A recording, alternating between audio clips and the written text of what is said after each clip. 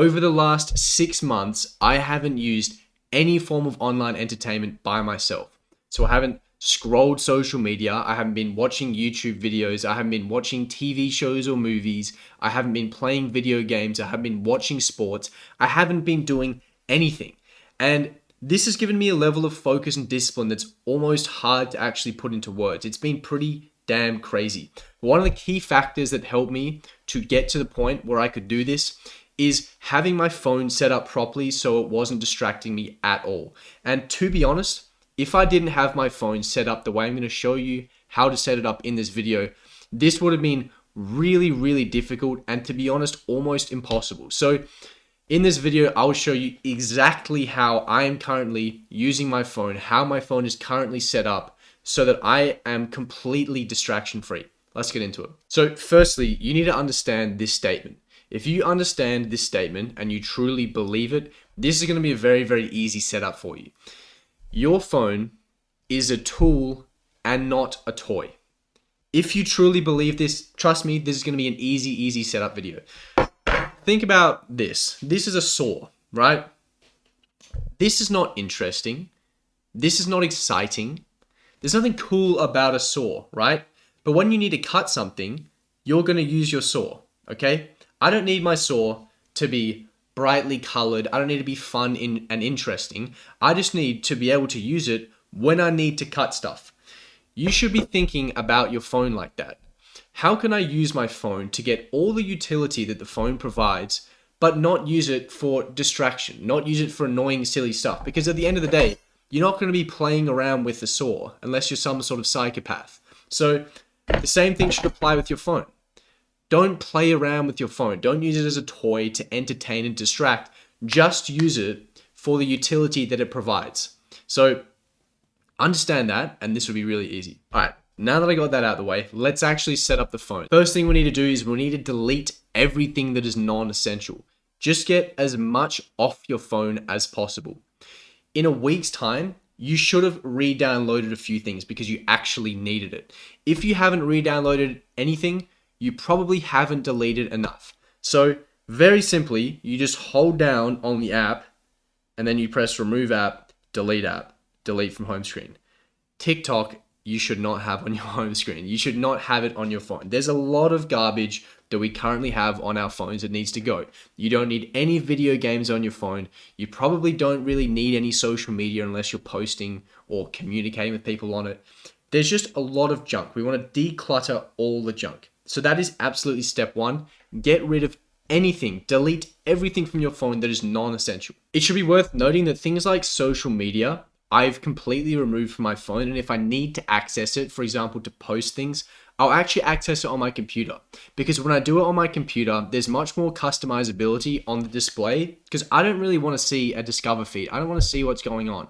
I'll just go on social media to post and then respond to a few messages and get off. I try to avoid doing this on my phone at all costs. So if you're the same way, if you just need to respond to a few messages or you need to post something, then do this on your computer. Don't do this on your phone because when you're on your phone, you can't really control it and you end up just wasting time scrolling and distracting yourself and worrying about really annoying things. So try to remove all social media from your phone. Next thing we're going to do is just remove everything from our home screen. You can simply just hold down on an app and then edit home screen, minus, and remove from home screen. We want our home screen to just look like this, just completely nothing on there right now. The reason for that is think about your home screen as a bunch of billboards. It's just a really, really important real estate in your life. Every time you open your phone, you're going to have a bunch of billboards telling you what to do and where to go. And this makes you really reactive when you go on your phone. Think about the amount of times you go on your phone to search something up and you open your phone and immediately you have 50 different apps staring at you with little numbers saying you have 50 different notifications here. And within 2 minutes, you've forgotten why you were on your phone in the first place and you're scrolling TikTok, right? All this happens because we're very reactive when we go on our phones.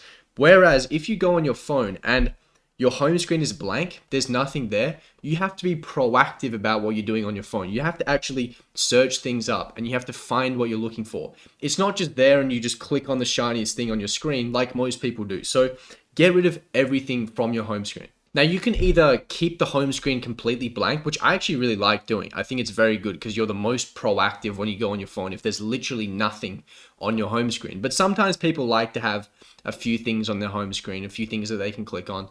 So if you want to do that, get some sort of app which provides a minimalist style of home screen. So the one I'll show you here is called Minimalist Launcher. This is what the home screen looks like when you use that. So maybe you'll have your date and time up the top, and then a few apps here that you actually want to use, and they're in the written form rather than the actual icon itself.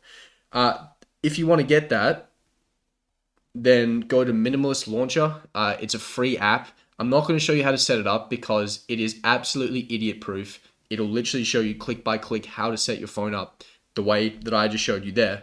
But that is a pretty good way of doing it as well. What we're trying to do here is just avoid being reactive. The amount of times that we go on our phone and our phone is just telling us, go to Instagram, go to TikTok, go check your group chats, just go and waste your time and not do what you're supposed to do. So being proactive is the key here, and that's why we want to set up our home screen like this. Next thing we want to do is remove all unnecessary notifications. I mean all unnecessary notifications. So if this is not a life or death, if you didn't need to receive that notification, make sure you're not receiving notifications.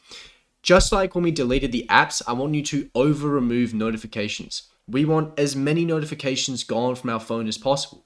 The reason for that is we don't want our phone telling us what to do.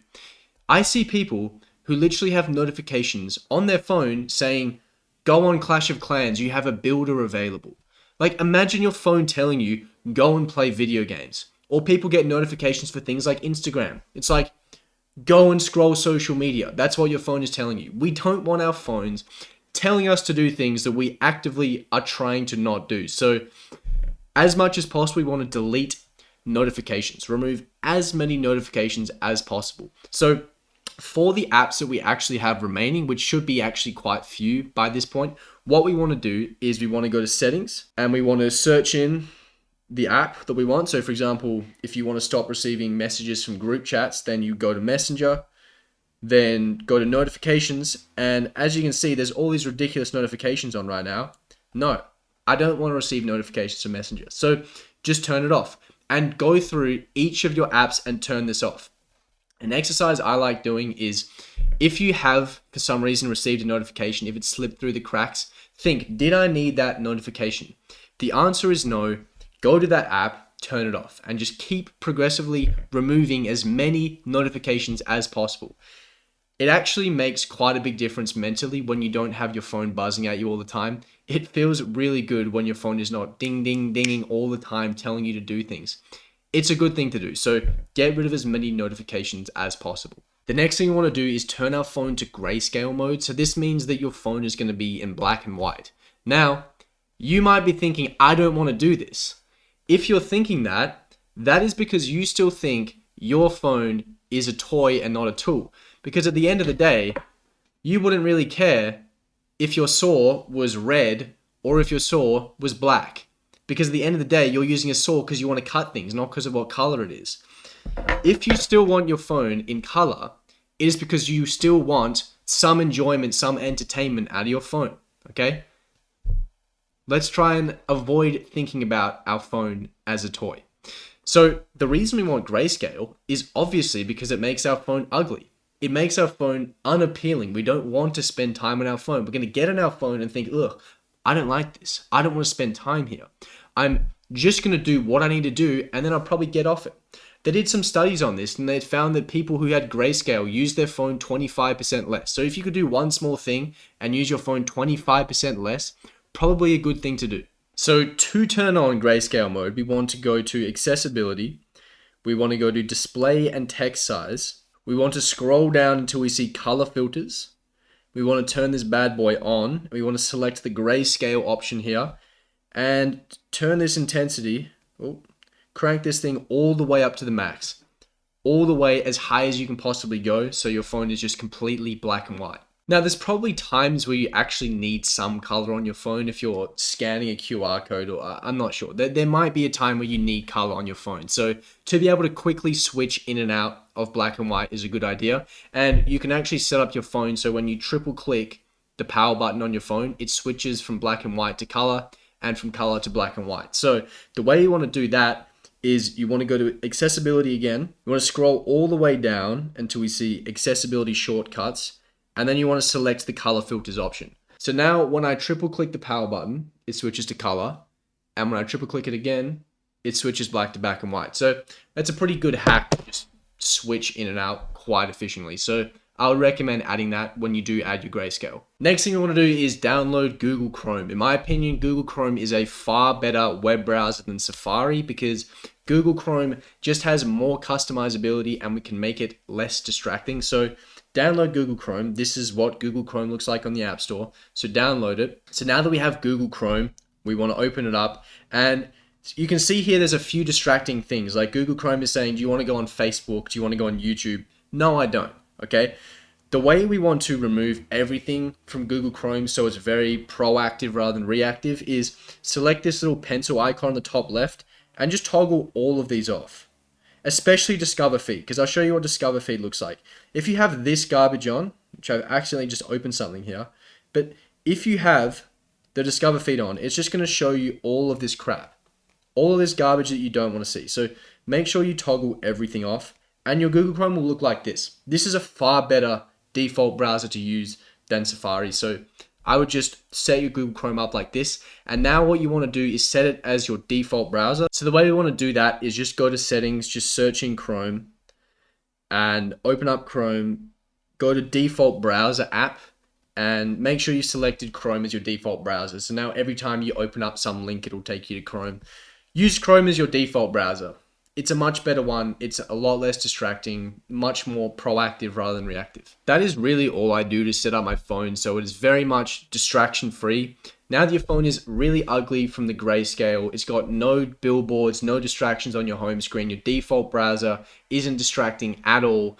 Your phone is just a lot better place for you to just use it for the utility your phone provides without getting all this unnecessary noise. Things like the notifications coming in, the billboards on your phone. None of that is there. Try this, give this like a month. You will never want to go back because it is so much more relaxing of an experience of having a phone. People talk all the time about how they have a really bad relationship with their phone. And when I see people's phones now and I see their home screens, and it's this insanely bright color and it's all these billboards telling them to go on all these different social media apps and video games and all this, I'm not surprised they have a bad relationship with their phone. Plus they're getting notifications all the time, just buzzing, going off, pulling their attention. You don't want it like that. When you can set up your phone like this, life is pretty damn good. So look, I hope there were some takeaways from this video. I hope you've changed your phone for the better. If you enjoyed this video, if you got some value out of it, please like the video, please subscribe. There's probably a video somewhere around here that you might be interested in. So I'll see you in one of those videos.